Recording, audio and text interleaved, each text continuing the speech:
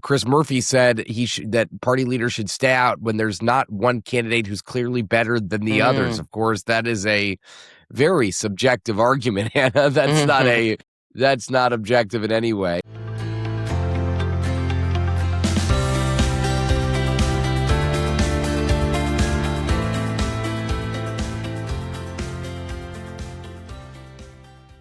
Good morning, I'm Anna Palmer. And I'm Jake Sherman. And welcome to the Daily Punch, brought to you by Punchbowl News. It's Thursday, August 6th, 2026. Let's get in the mix. Here are your Washington headlines of the day. Number one, we've got some news. What Senate Minority Leader Chuck Schumer had to say about the Michigan results and what the state of play going into the midterms is. Number two, the Senate's countdown. And number three, what to watch in Tennessee. All right, Jake, before we get to the top stories, we actually have some other news, which is a bonus episode of Flyout Day is going to be coming out tomorrow in full. We are sitting down with President Donald Trump to talk about all things Congress. It's going to be a big moment for the show, but also what a moment to be talking to the president as the Senate finishes up their time here in Washington before the August recess. Yeah, the season finale of season 1 of Flyout Day, which I'm excited to do. This is an interview that we're going to conduct about Congress, about his relationship with Congress and the midterms, legislating, things like that. I'm looking forward to the interview. It'll be an interesting insight into the president's relationship with Congress. So check it out and subscribe to our YouTube page, all of those things, because it will come out. It'll come out Friday morning in the AM newsletters. So subscribe to AM if you don't. And very, very interesting. All right, Jake, let's move on to that number one story, a sit down that we had with Senate Minority Leader Chuck Schumer with an interesting insights and takes. Laura Weiss, Andrew Desiderio, and John Bresnahan leading the item here this morning. Schumer, who backed Haley Stevens, who lost in that Senate primary in Michigan. Basically, it was interesting. It didn't want to talk about whether he's going to run for 2028. Wasn't, kind of shirking from the idea of that he's wading into some of these primaries where he has been unsuccessful, kind of unfazed and yet still bullish on his party's chances of regaining power.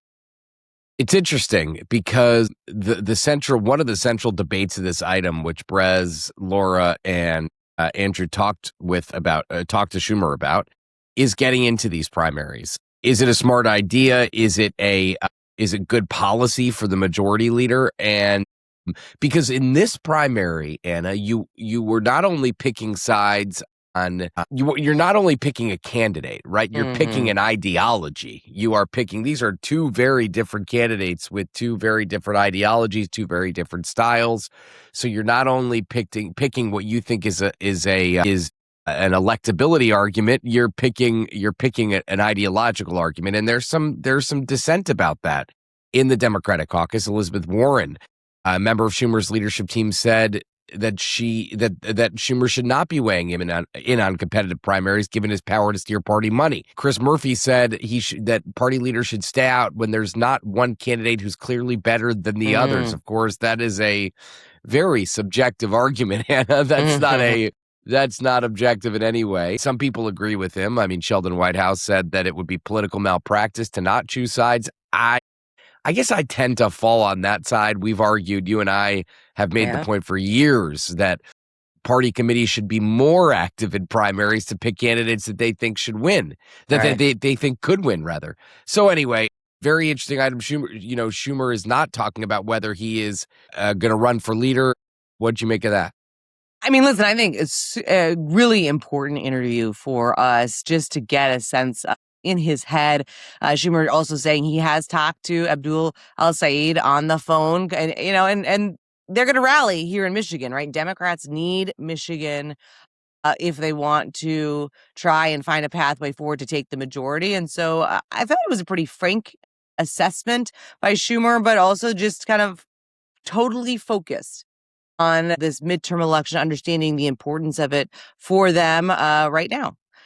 All right, stick with us after the break. We are talking about what could or could not happen before the Senate heads out of town. All right, Jake, we are moving on to the number 2 story of the morning. The Senate's countdown. The Senate is supposed to, well, maybe, leave town for the August recess today. But man, Senate Majority Leader John Thune's to-do list hasn't slimmed much since Monday. We've been talking about it all week. But we've still got the CR, Russia sanctions, the AG. I mean, there's a lot on the plate here for them, to potentially get done. Is there going to be the Senate magic? Hard to tell.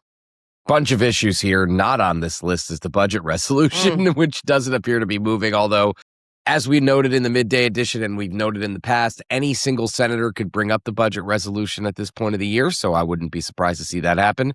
Let's talk about the CR. CR negotiations are a mess because of this hemp ban delay, which the White House dropped into the CR. Ted Budd is not backing off his push for an amendment vote to strip language delaying the hemp ban. The problem for Senate Republican leadership is that Budd's amendment would likely pass, which would be a problem with the White House. There was a little bit of a tiff in the Senate Republican lunch on Wednesday, on this issue.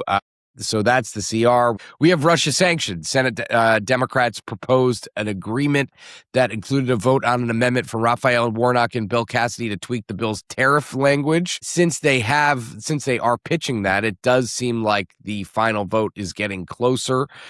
And the AG, Anna, Lisa Murkowski and Bill Cassidy met with Todd Blanche on Wednesday yesterday to talk about their potential opposition, their potential support. Remember, they can only lose one of these two people, Murkowski and Cassidy, with unified Democratic opposition, and Susan Collins is a no. So that there's a lot, and we also have crypto trying to get a vote on clarity before the Senate leaves town. Not clear at this point. The ethics language is still hanging out there, so a lot going on. A very full plate. We'll have to see what he can clear and what they just punt to September. All right, let's move to the number 3 story of the morning. Can Representative Andy Ogles, the Republican from Tennessee, survive Thursday's GOP primary against former Tennessee Agriculture Commissioner Charlie Hatcher? That is the big question. Just when we thought the primaries were over, we got another state with a look at the question saying, whether Hatcher, a well-funded and well-connected challenger, going to potentially be able to oust Ogles here. Very interesting. Yeah, Bill Lee, the current Tennessee governor, and Bill Haslam, the former Tennessee governor, both Republicans, endorsed Hatcher. There's been a lot of spending. Ogles only raised $143,000 in the second quarter, reported $58,000 on hand, $100,000 less than Hatcher this cycle. There's $1.5 million in ads hitting Ogles. Ogles is a thorn in the side of the leadership. He has Donald Trump's endorsement, but I mean, that does mean a lot, but doesn't mean everything. In Tennessee, Hatcher is a former statewide official, and we'll have to see how that works out. It's a big primary. That would be a big loss for the Freedom Caucus, in which Ogles is a very active member. Other races to watch: Senator Marsha Blackburn is going to tee off against John Rose, also the Republican from Tennessee. In the state's GOP gubernatorial primary, Blackburn is the prohibitive favorite, although Trump has stayed neutral in the race, so we'll be watching that as well. We are going to leave it there. Thank you so much for watching, for listening. We appreciate it. If you like the Daily Punch, share it on social media, tell your friends. And be sure to like and subscribe our YouTube channel to be the first to get the clips, as well as the full interview tomorrow morning that we have with President Donald Trump. Have a great day and stay safe, everybody.